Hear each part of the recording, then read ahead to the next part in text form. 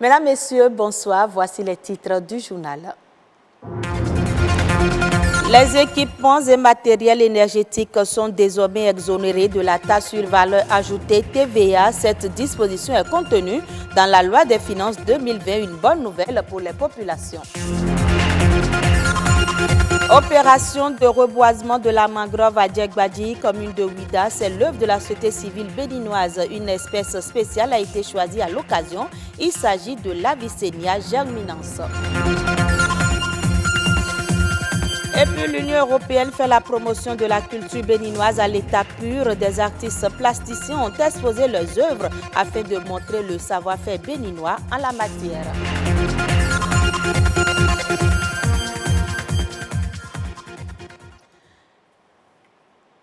Le mix énergétique sera une réalité dans les jours à venir au Bénin. Une mesure d'allègement du coût des équipements solaires figure dans la loi de finances 2020. Quels seront les impacts de cette disposition pour les ménages et le Bénin tout entier?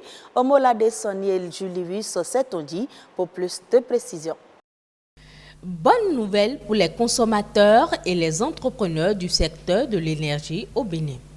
Des mesures visant l'accélération de l'électrification du pays ont été prises par le gouvernement. En effet, la loi des finances 2020, en son article 14, stipule que les matériels et équipements de production de l'énergie solaire, thermique et photovoltaïque, ainsi que les accessoires d'installation à l'exclusion des onduleurs importés ou acquis en République du Bénin sont en exonération des droits et taxes de douane et de la taxe sur valeur ajoutée. Non, je viens de l'apprendre avec vous. Déjà à notre niveau, quand on fait les investigations sur le marché, on voyait déjà que les coûts étaient déjà beaucoup trop. J'ai appris très récemment que cette décision avait été prise. Je trouve que c'est une bonne chose. Parce que si le prix des équipements baisse et qu'il y a plus de demandes de la part des acheteurs, les professionnels seront obligés de devenir un peu plus compétitifs, quoi. Si la nouvelle réjouit les consommateurs, elle est encore plus appréciée du côté des entrepreneurs qui verront leur chiffre d'affaires grimper. Ce qui concerne l'énergie solaire, si je prends ce modèle dans les énergies renouvelables, il n'y aura plus la TVA par exemple, il n'y a plus la douane, donc les coûts de revient baissent, et ce qui fait que nous aurons plus de chiffre d'affaires. Ce qu'on vendait avant à 100 unités, on va le vendre aujourd'hui autour de 110 unités. Vous voyez, c'est très important comme mesure, parce que la TVA déjà fait dans les 18%, la douane fait à peu près dans les 24%, donc en cumul, on fait une économie dans l'ordre de 35% à peu près. La mesure, déjà en vogue dans les pays sahéliens depuis plusieurs années, va booster la construction de centrales et faire du Bénin un pays compétitif en matière d'investissement en énergie. Aujourd'hui, nous avons déjà l'avantage de la position stratégique et avec cette mesure exceptionnelle que le gouvernement a créée, nous allons doper les investissements de portance des projets. Nous allons construire des centrales, nous allons construire beaucoup de projets pour générer l'électricité, aider les populations et satisfaire les objectifs stratégiques du gouvernement en matière énergétique. Cette disposition d'allègement fiscal au profit des ménages et des entreprises va non seulement faire accroître les acquisitions en matériel solaire, mais aussi stimuler le mix énergétique. Elle va aussi favoriser l'accès des populations des milieux isolés à l'énergie électrique de qualité. Parlons maintenant protection de l'environnement. Les mangroves font partie de la biodiversité très utile des zones humides. Pour leur sauvegarde, certaines organisations de la société civile ont procédé au reboisement de la zone humide de Djegbadji. Un reboisement en mangrove d'une espèce particulière. Il s'agit de l'Avicennia germinans. Suivez plutôt. Ici, nous sommes en face de l'espèce Avicennia germinans. C'est l'une des espèces phares de mangrove. Et c'est une espèce indicatrice de salinité dans un milieu. Quand vous voyez ça dans la mangrove, vous pouvez être sûr que la salinité est élevée à ce niveau. Et c'est ça qui guide même les femmes quand elles veulent faire le sel. C'est dans ces milieux-là que ces femmes sa femme identifie ces arbres et c'est là qu'elle racle le sol pour pouvoir faire le sel. Donc c'est une espèce très importante pour les populations. Elles aiment ça. Et quand vous voulez faire un reboisement à succès, il faut forcément associer cette espèce-là. Et ne pas faire que l'autre espèce qui est le Rhizophora racemosa qui est facile à planter. Ici, nous avons fait la pépinière où on a récolté les graines, on les a mis dans des sachets et il y a un suivi.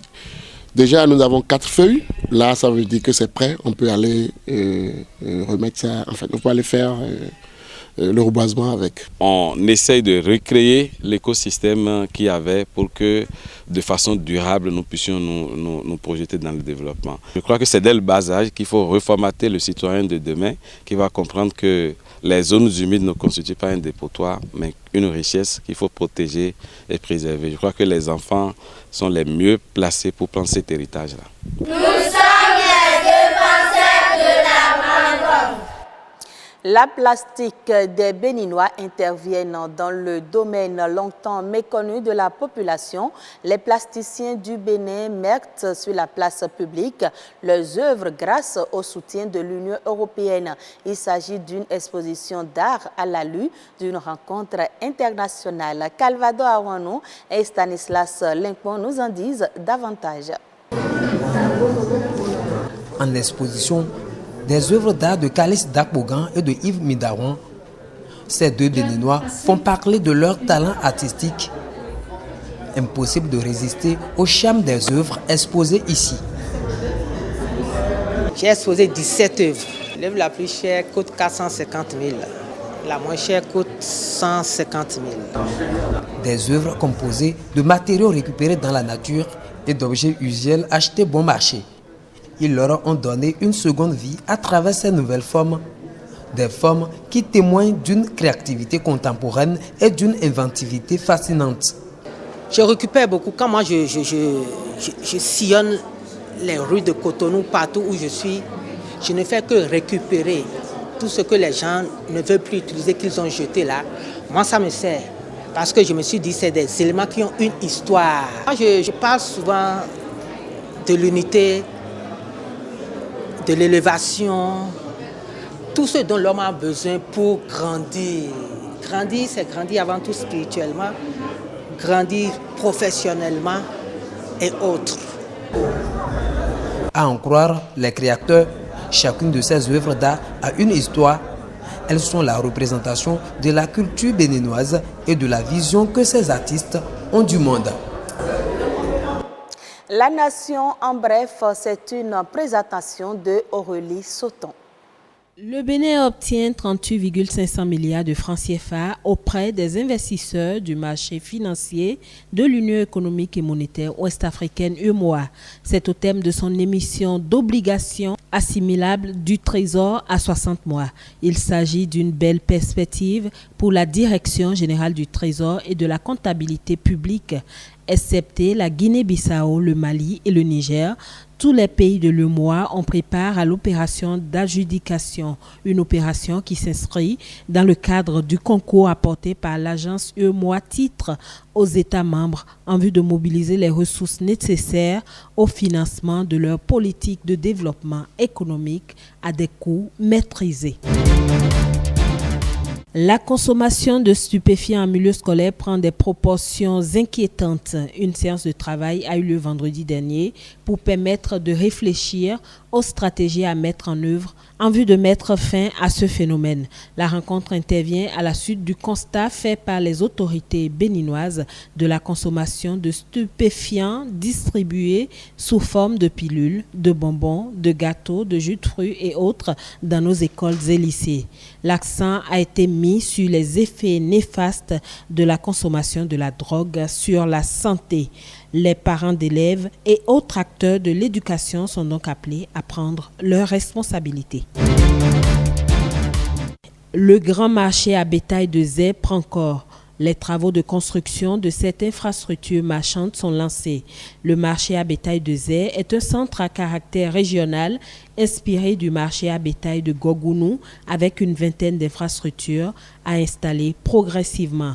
Il couvre un domaine de 5 hectares et la construction est étalée sur 2 phases. Le premier lot, d'une valeur de 150 millions de francs CFA, porte sur la clôture du domaine. Le second concerne un quai de débarquement-embarquement et une aire d'accueil pour le gros bétail de 206 mètres carrés. Il est prévu également 2 hangars, 2 blocs de latrines à double fosse et un bâtiment à usage de services vétérinaires. Hors du Bénin, en Côte d'Ivoire, la production de noix de cajou a chuté de plus de 100 000 tonnes en 2019. Cette chute reste à relativiser dans la mesure où près du quart de la récolte a fait l'objet de contrebande vers les pays voisins.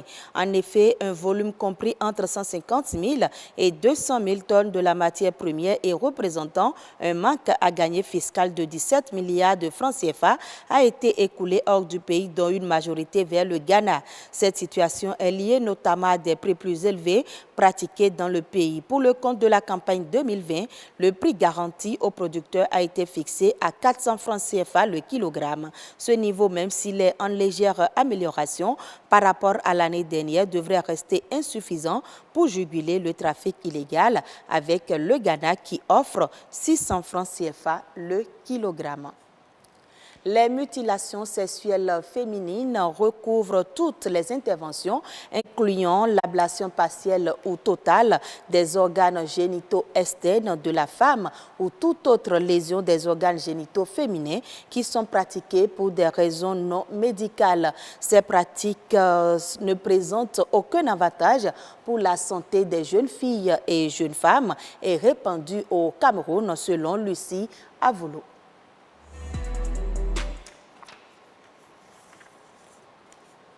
Reconnu au niveau international comme une violation des droits de la personne.